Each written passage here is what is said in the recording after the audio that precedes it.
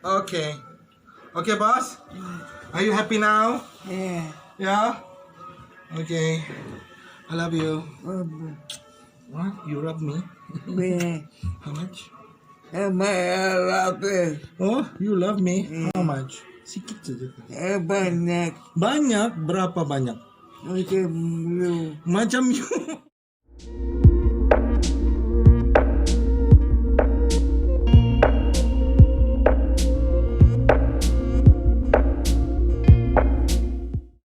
My dear brothers and sisters, at this particular juncture, I want to coin a question.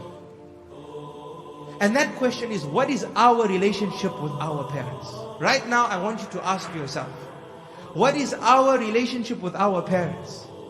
Are we diligent children with our parents? Are our parents truly happy with us?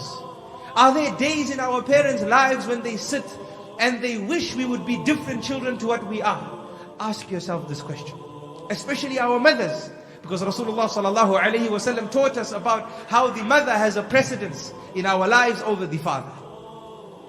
And to make us understand this better, I want you to imagine a mother who writes a letter to her child. What do you think this mother would say in her letter? Would she not, my dear son, a long time ago, I received the best news a mother can receive, a human being can receive. And that was the news when I was informed that I was pregnant with you. And my dear child, I cannot express how happy I was on that day. And weeks passed by after that. And my body started changing. And I was scared. Because I could not eat except that I would vomit what I ate. And I would feel weak. And my body started expanding as you grew in me. And my dear child, I promise you that with all the fear that I had, I was loving you more with every day that passed. Even though all this was happening to me, the day that I held you became even more dearer to me. And my dear child, those weeks became months. And I became even more heavier, to such an extent where I couldn't stand for long. I couldn't walk for long. And then a time came when I couldn't even sleep on my back, because of the weight of carrying you would cause immense pain on my chest. So I would sleep on my side. But I would fear when I would turn to my side that I might roll onto my stomach and harm you. That was a fear in my mind, my dear child.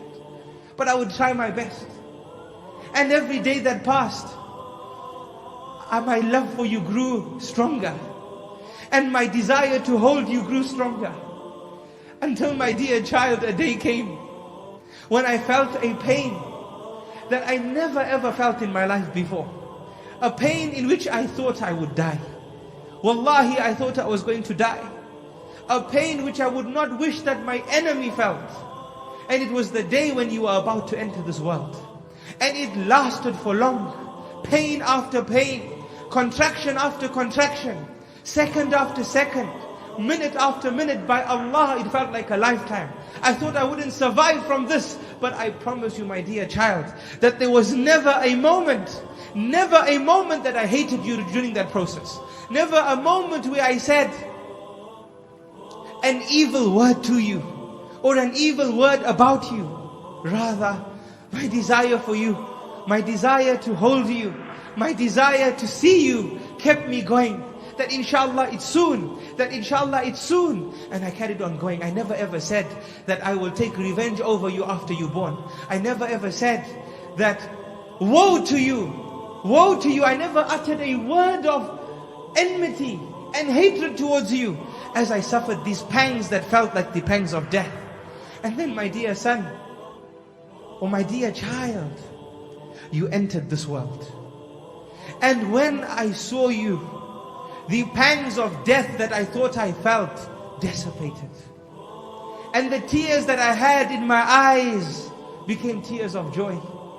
And the hurt that I felt in my body became a hurt of joy as I held you and brought you to my chest and smiled and said, Subhana Rabbiyal A'la. Allah has blessed us with a great blessing.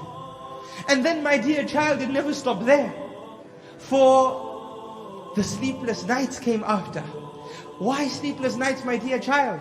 Because I could not tolerate you crying one bit. I would be so tired from looking after you during the day, that when I finally got some sleep and you made one sound, it woke me up immediately, because it would hurt me that you would be uncomfortable. So I got up and said, rather I be uncomfortable than you be uncomfortable. Allahu Akbar. This is what she probably would write. And I would pick you up and pat your back and make sure you fed and make sure the milk is at the right temperature, so that you would experience utmost comfort. And then you grew up, my dear child. I saw you walking, and before that crawling. And then a day came which was difficult for me. And that was the day when I had to take you to school. And I held your hand, my dear child, and I took you to school. And you cried there. And I cried too, but I had to hold my tears, because I knew it was good for you to be there. And I didn't want to make you upset that I was upset as well. So I held my emotions and left you there. And then, my dear child, you grew in that school, and you developed independence, and you did things for yourself, until a day came in your life and in my life, when I was so happy for you, but I was extremely sad as well. And that was the day, my dear child and my dear son, when you were getting married, when you found someone to get married to. I was so happy for you when I saw your happiness, but I was so sad as well. Why? Because, my dear child, those few things which I love doing for you, somebody else is going to do them for you now. Allahu Akbar.